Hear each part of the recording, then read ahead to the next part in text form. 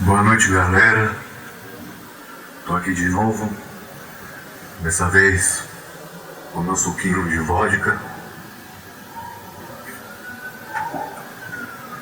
Vocês têm que acostumar com a ideia de que filosofia e alcoolismo andam juntos.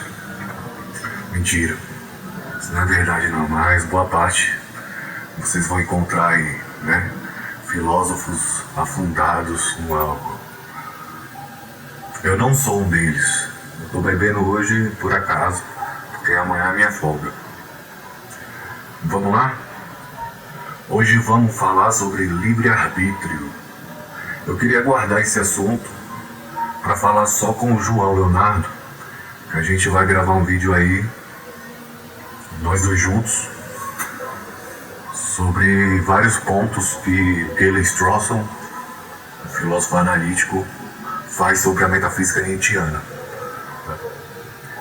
Mas eu não aguentei e quis adiantar algumas coisas sobre o livre-arbítrio, que eu estava escrevendo mais cedo e tive vários raciocínios legais, né?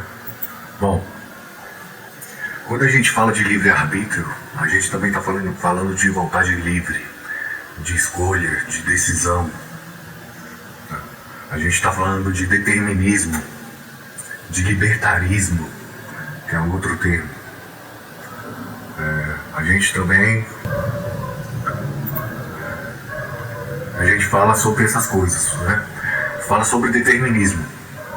Determinismo é a ideia de que tudo acontece precedido por uma causa.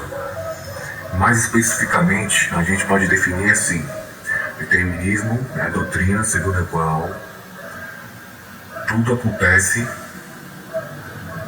de tal maneira que as causas prévias esgotam o fenômeno subsequente.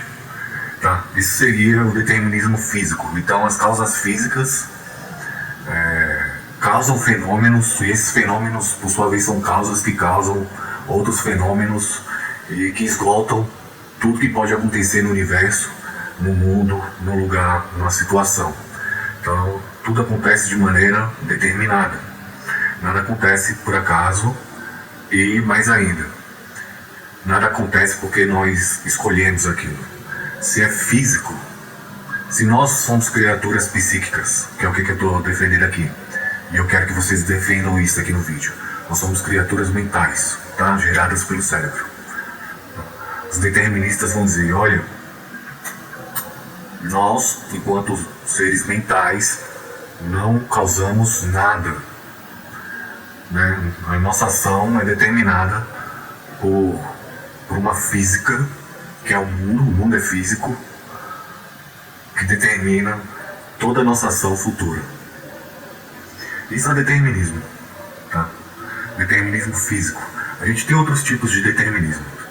Por exemplo, um determinismo que não é físico. Esse determinismo é nietzschiano. Ele diz o seguinte: tudo acontece de tal forma que não poderia ser diferente. E isso acontece porque a realidade é única, né? Então a gente tem um único fluxo causal, que é a realidade, a nossa realidade. Pode até ter duas realidades, mas a realidade que a gente está vivendo é essa. E o fluxo causal, que é imenso, são várias coisas acontecendo ao mesmo tempo, uma causando a outra, determina os fenômenos de tal maneira que não poderia ser diferente. Uma vez que a coisa acontece, ela não poderia acontecer de outra maneira. Vocês entendem? É um pouco menos intuitiva essa ideia de determinismo do que a ideia do determinismo físico, tá?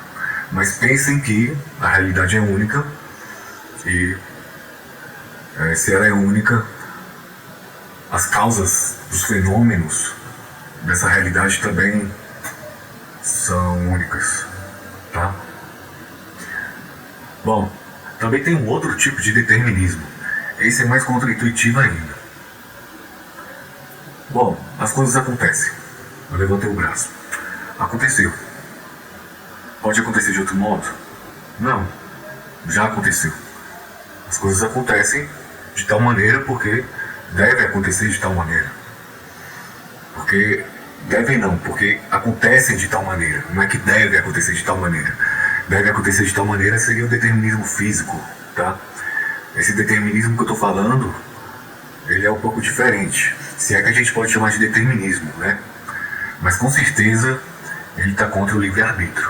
Esses 3 tipos de determinismo que eu coloquei aqui está contra o livre-arbítrio. Tá? Que, bom, segundo os libertaristas, que defendem que a gente tem 100% de livre-arbítrio, ou seja, somos donos de todas as nossas ações, em toda a sua forma. E os deterministas vão ver isso com maus olhos, porque para eles uma coisa acontecer sem uma causa prévia é uma coisa que acontece do nada. Uma coisa que acontece do nada é uma causa sui, que é um termo em latim. Tá? Uma causa sui é uma causa de si mesmo. Isso nos leva à religião. Uma causa de si mesmo seria Deus. E Deus criou tudo, né? E quem criou Deus? Ninguém. Então Deus criou a si mesmo, Ele é a causa de si mesmo.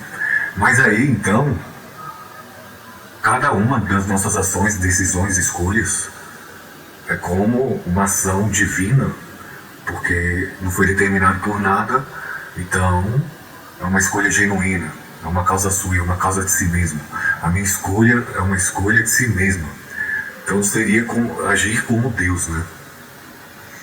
Os libertaristas normalmente estão atrelados a ideias religiosas, supersticiosas, místicas, tá? Quando não, deixa eu ver aqui.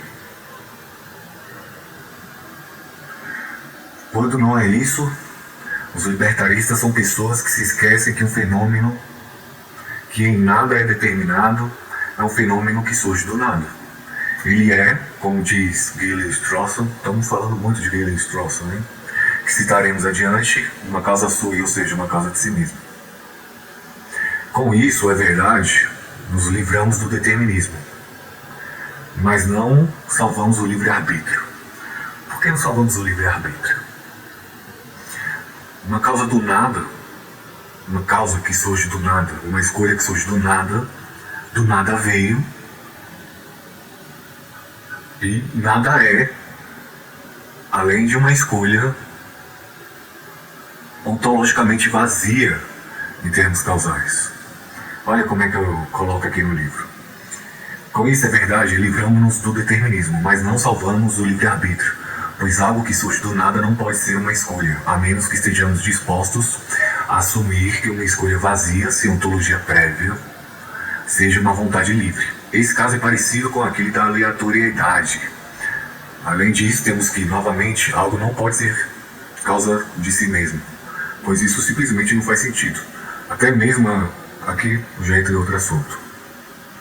Bom, a física quântica trouxe a ideia de que existem eventos indeterminados, eventos que não são causados por nada. Só que a física quântica, segundo Einstein, confunde muito indeterminação com imprevisibilidade. A gente não saber como um evento acontece, isso significa apenas que nós não sabemos como ele é determinado. Isso não significa que ele não é determinado, significa apenas uma impotência nossa cognitiva para saber qual é a determinação específica daquele evento, tá? E isso faz com que esse evento seja imprevisível, dado que não conhecemos as variáveis que fazem com que o evento seja de tal forma. Então, nesse caso, nós temos imprevisibilidade e não indeterminação, como diriam os físicos quânticos. Uma outra coisa que a física quântica traz é a aleatoriedade de alguns eventos.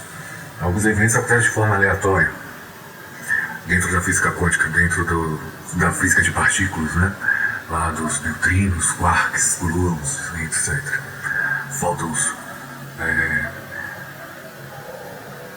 Um evento que é aleatório, ele não tem livre-arbítrio. Aliás, um evento aleatório, ele tem menos livre-arbítrio do que um evento determinado. que um evento determinado, pelo menos, ele possui uma rede causal que escolhe, né, que direciona o acontecimento dele. Agora, quando a gente fala de aleatoriedade, a gente está falando de um sorteio.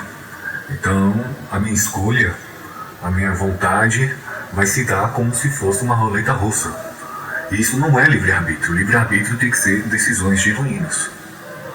Veja então que os libertaristas, mesmo quando apelam para a física quântica, não conseguem dar conta do problema, né? Por fim, tem muita coisa para falar sobre livre-arbítrio, tá? Por fim, vou citar aqui Elis Strawson de novo, para não falar uma série de postulados aqui que é grande, tá? Que é que nós agimos de tal maneira como somos. Ou seja, a minha ação depende de como eu sou antes daquela ação. E como eu era antes daquela ação depende também de como eu era naquele momento. E dessa forma, eu não tenho uma ação livre, porque tudo depende da minha natureza, do ambiente também que me circunda. Vamos lá. Strawson diz o seguinte: quando agimos, somos influenciados pela maneira como somos.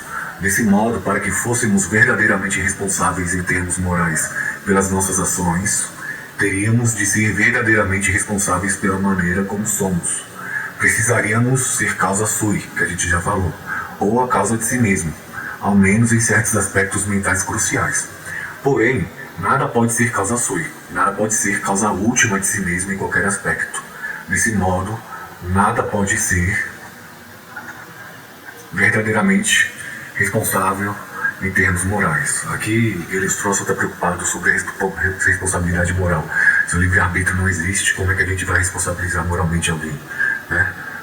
Porque a ação daquela pessoa que seria detestável aconteceu de tal forma que não seria diferente, ia acontecer de qualquer modo, né? Bom, a neurociência também tem algo a falar sobre isso. Veja. Em resumo, tudo na história mental de uma pessoa é determinado, tal como outras instâncias do universo, incluindo sua identidade atual, e não podia ser de outra maneira. Escolhas voluntárias só existem como qualia epifenomênico. Você apenas tem a sensação de estar escolhendo algo voluntariamente. A gente tem a sensação, o sentimento de estar escolhendo, de estar tomando decisões. Mas, na verdade, nós não estamos tomando decisões.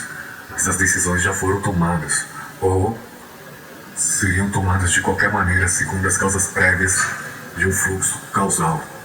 Ok? O que é um qualia epifenomênico? Epifenômeno é como a sombra. A sombra de um carro. O carro está em movimento, a sombra acompanha o carro sem causar nada. Ela não tem poder causal, eficácia causal.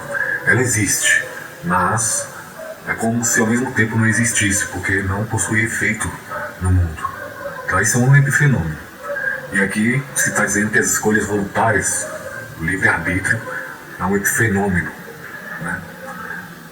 E é um qualia porque é uma sensação qualitativa, uma sensação subjetiva de um sujeito mental, psíquico, que tem vários sentimentos, várias sensações.